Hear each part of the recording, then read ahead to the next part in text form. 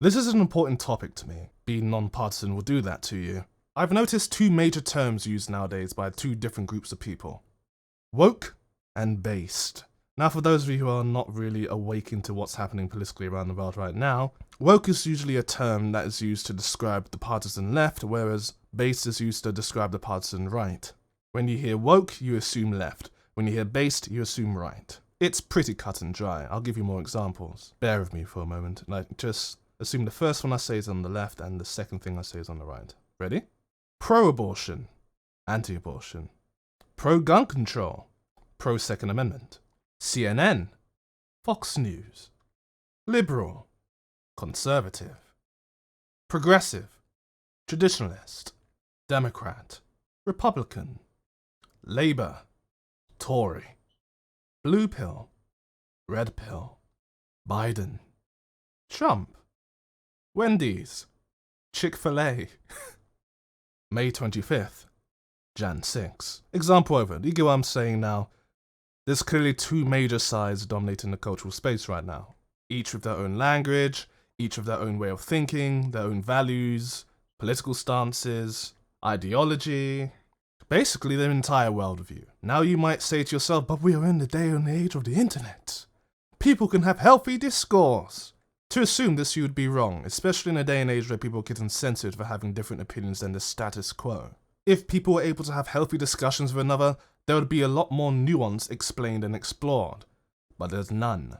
People are afraid to talk to people with opposing opinions to them, and not because their opinions are so binary, but because they've been told that they must have this way of thinking, and the other side is going to have this way of thinking, and is inherently wrong. Hell, it's gotten so bad that now certain companies are working towards catering to one ideology over the other. So you have companies like Facebook, or Meta as they now call themselves for some reason, or especially Twitter, catering to one political side or ideology. That's more the partisan left. Whereas you have companies like the Daily Wire, catering to the right. And you may also think that it's good to have multiple sides to a story. Now, I also agree on this, but nowadays, especially in reality, that is not what's happening. Some of our major institutions actively suppress certain opinions. Certain corporations parrot specific sides to cater to that demographic. And then when you have some of these major institutions, and I'll mention one, Twitter, literally making it so that dialogue cannot happen in a healthy way, all it does is push people, especially these two sides, to the extreme. And the extremes rarely ever meet in the middle. Unless, metaphorically, it's on the battlefield. And Twitter is a bloody one.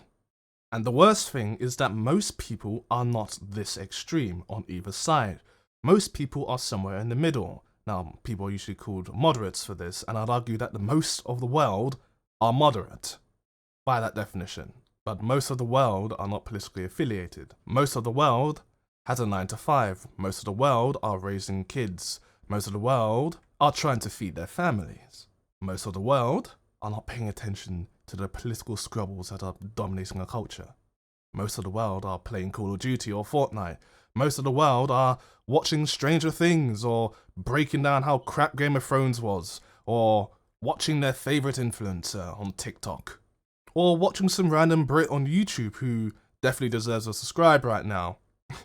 You get what I'm saying? But trust me, these people don't get attention on social media, on Twitter.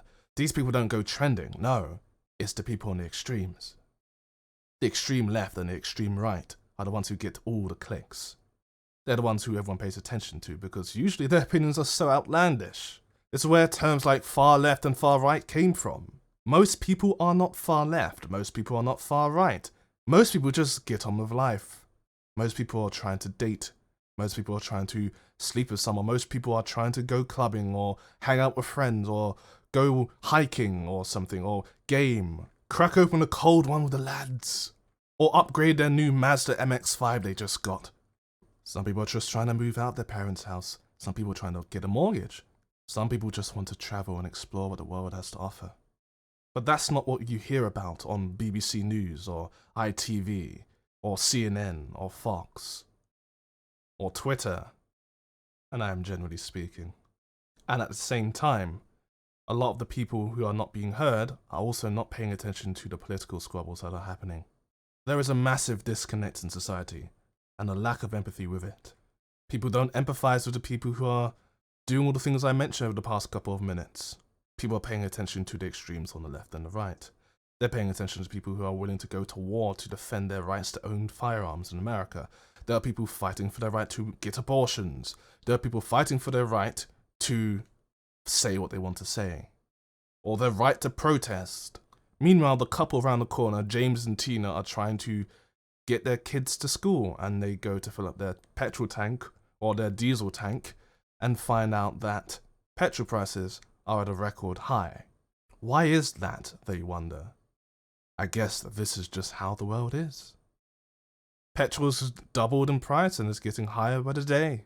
Little do they know that their American president, Joe Biden, not only gave all the strategic oil reserves to China, as if China is not burning coal at a record rate right now, which probably goes against all the policies that the current administration is trying to push, but beforehand, almost instantly as he got in power, closed the Keystone oil pipeline, maybe to fulfill some Green New Deal agenda stuff. But let's face it, the common man or woman will never know what's going on in the White House, even though that should be probably one of the main things that we hear on the news or social media, right? We will never know what's truly going on in the White House. But what we do know is that there's not enough oil going around, which means that the petrol is going to be more expensive and diesel is going to be more expensive. Diesel being the key one because most of the trucks that transport all of the goods around the planet rely on diesel, which explains why the bacon is now more expensive, which explains why so many of your sanitary products are now more expensive.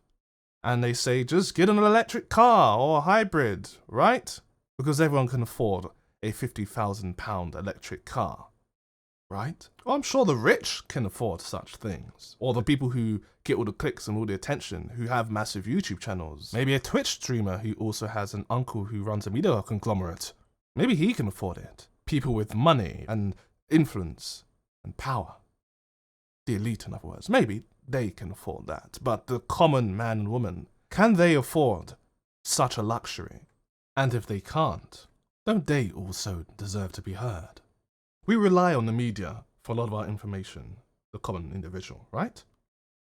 It's difficult when the media lies on a daily basis when they've been proven time and time again to be producing, as one previous controversial president of America once said, fake news. And then when people try to expose such inconsistencies on social media that is now funded by mostly big tech companies, they get censored or labeled as fake news or unreliable sources. No, you must not look at these sources, look at that source or that source, the ones that we say you should pay attention to. Now, most of the common individual is going to not pay attention to this. They're going to be like, this is just too complicated. I just want to enjoy my life. I want to explore what the world has to offer. I want to be distracted from my 9 to 5. I want to feel nostalgic over the films I grew up with as a child. I want to play the video games that I used to play back in the good old days. And then the companies that make said entertainment are also virtue signaling. They're also trying to manipulate you. They're also trying to tell you how to think. And whenever you have a critique over their bad quality products, they call you a bigot, just like the elites do. The economy does not affect these people, let's be honest. That's why we're heading into a recession. That's why inflation is such a bad thing. Maybe not for these people, because they'll be fine, they can just move their money around. They can invest their money in things. But for the common individual, can they do such a thing? No, they can't. So these people with their virtue signaling, what do they actually do to help solve the situation? They preach about a lot of things. I'm sure they go to conferences, they go to talks, usually in private jets, which I'm sure doesn't do well for the environment, but you must get an electric car, right? And if you don't, you are a bigot. You are far right. You're an extremist. This is all preached to you by the actual extreme. Now, enough of my ranting. To answer my question about why tribalism is bad, all it does is take away attention from the rest of us, The rest of the people who have their own opinions and their own statements and their own lives, these people don't get heard. The only people who get heard are one side and the other. And I'm going to be a lot more direct from this point on. The left and the right only care about their side and the other side. And when I say the left and the right, I don't mean politically, I mean the ideological parties, for lack of a better term. And the worst, they don't actually healthily represent the other side. They don't even discuss with them, so how are they going to do that? They're left to mainly assume. Now, I'll be quite honest. I've noticed this more, don't get triggered or anything, on the left than the right. And I think as someone who's centre-left libertarian who used to be a liberal, is qualified to say that without getting backlash or being labelled as uninformed. Now, not to say this hasn't happened historically in the right, it has, especially 20 years ago, but currently, big tech, social media, the entertainment media, so think Hollywood, and more importantly, the mainstream media, are constantly keeping people in this weird psychosis that keeps them in this binary, tribalistic way of thinking. And on top of that, it distracts us from what we really should be paying attention to. And that is everything else. It's the truth. The honest truth, knowing about what's actually happening in our world. And we can't figure it out. Especially when the mainstream media of all of these institutions are parroting false or manipulative information to keep people in this binary way of thinking. Literally almost all the mainstream media organizations are either affiliated with the left or the right.